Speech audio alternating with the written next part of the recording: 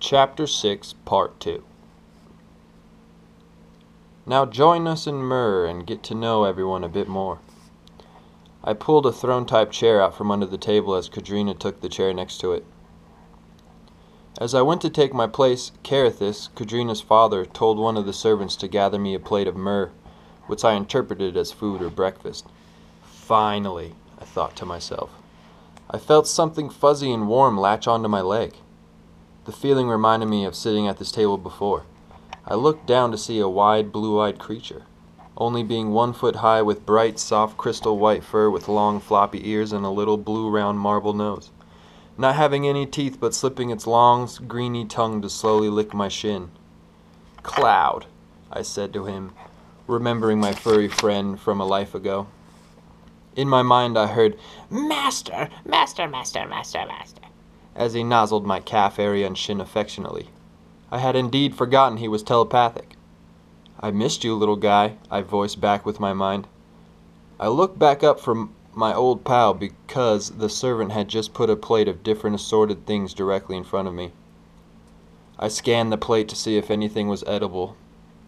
Of course they knew what I would like, as I recognized the sweet fruits of slaz berries and jazz fruit, with a large helping of harpy eggs scrambled with a thick-cut mag steak that tasted similar to ham.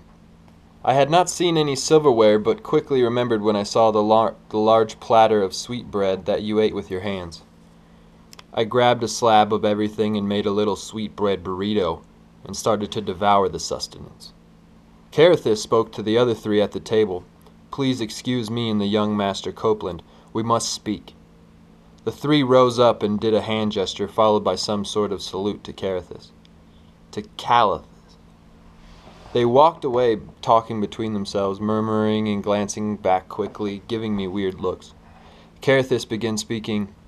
"Young Copeland, much has happened in the last 25 years. The NGO grows ever strong and finds new star systems every day.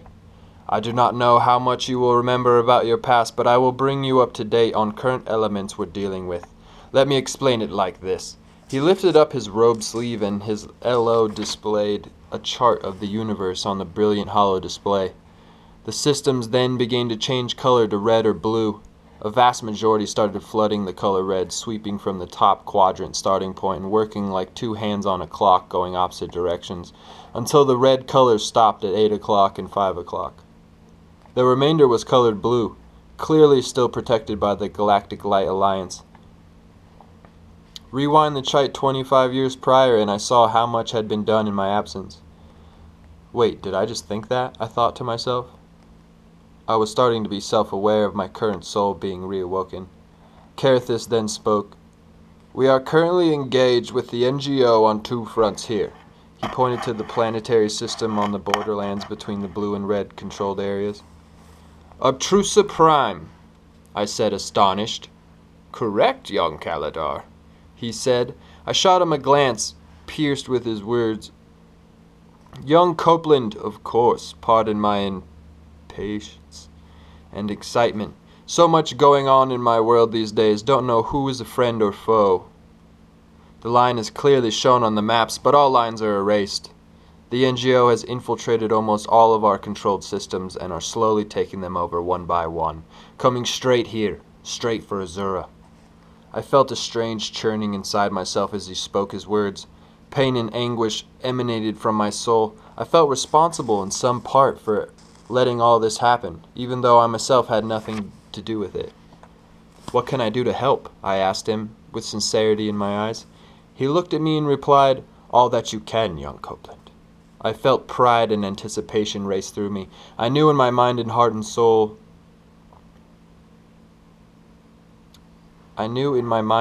I would do whatever I could to save myself, my planet, and Azura, as well as I would fight for every soul and good in the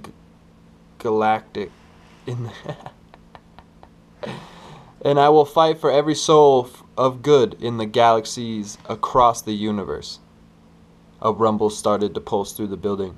I scooted back my chair a bit from the table and to get a better sense of what was going on.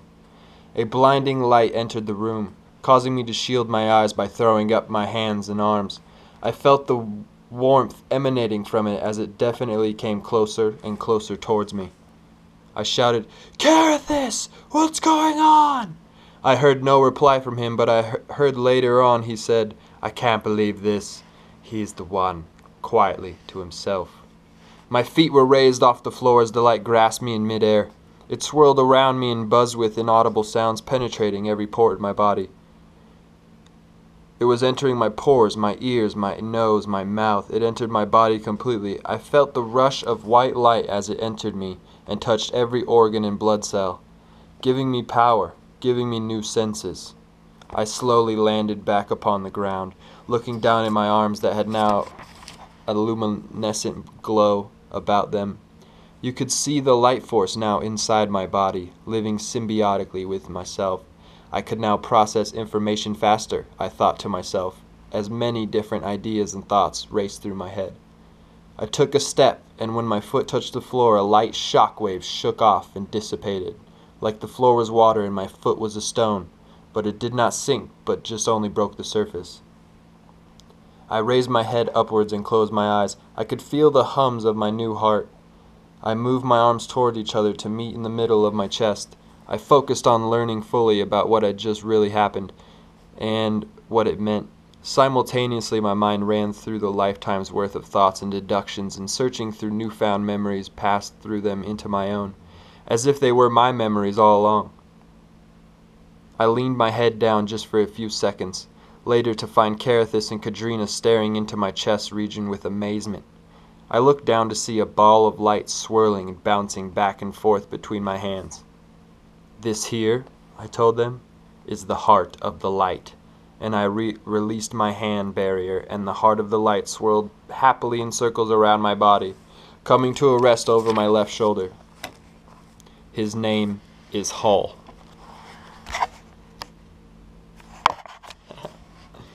I introduced to them. "Now I think it is time for me to explain a few things to you this time," I said, staring at them both. I want to converse somewhere I will feel more comfortable." I reached out both my hands extendingly to Carithus and Kadrina, who grasped them and then each other's free hands. Light surrounds us. Brightly. Poof! We've teleported from the temple into my home, I told them as the light dissipated to show the landscape of huge lush flowery plants as tall as trees with flowers themselves as big as houses. All sorts of colors and styles of flowers, but the most visually striking item was the thousands-foot-high spiraling tower brightly lit at the very apex of it. "This is my home. This is the lighthouse." We proceeded to enter the massive tower at the very bottom.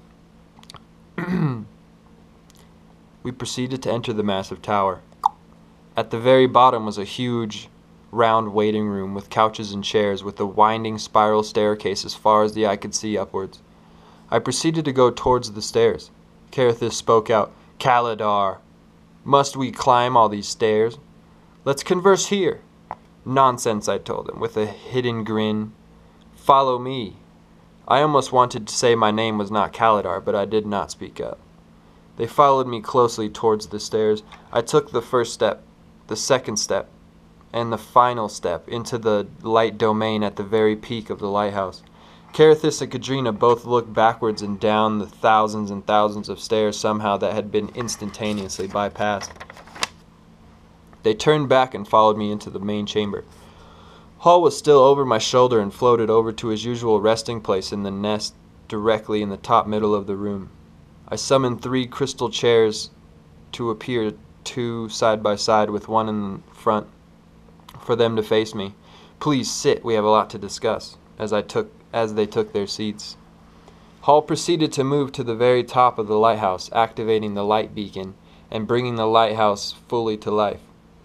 "First of all," I began speaking, "I am Calizarus, the keeper of the light. I have come back to help fight for the light while there is still a chance." Kadrina spoke up. What happened to Corey?" "He is here. We are one." "Carithus, then? What about Kalidar?" "He is here. We are one. Together we are strong." Kadrina and Carithus exchanged looks. Carithus then spoke. "There is only one in existence who has a 4-syllable name, and we don't say his name, for he is pure evil and despair. I glanced at him sharply. And I am pure good and hope. A blast of white light shimmered over my eyes at that moment. I saw both of their despairs turn to hope, their souls refilled with the honor and dignity to fight against the dark. Finally, a light in the dark, Carithus said deeply. It's been nothing but pain, suffering, and loss for so long. Even now the forces of the dark are creeping across our borders. We won't last another month of their continuous pressure. And for there is more hope, I said. There is another who has the ability to obtain the power of the light like I have. We have to travel back to Earth immediately and attempt to rescue. I will need his help to battle the darkness, Carithus sputtered. Another? We would have sensed it. Who is this other? He asked me, perplexed. I looked at him deeply and reached my hands out for Kadrina's and Carithus, who then grasped each other's as well. He is my brother. And the blinding white light blinded out the room, transporting us through time and space, arriving on Earth, Quadrant B, outside Global Core Medical Test Facility number 9. And that's the end of Chapter 6. Stay tuned for Chapter 7.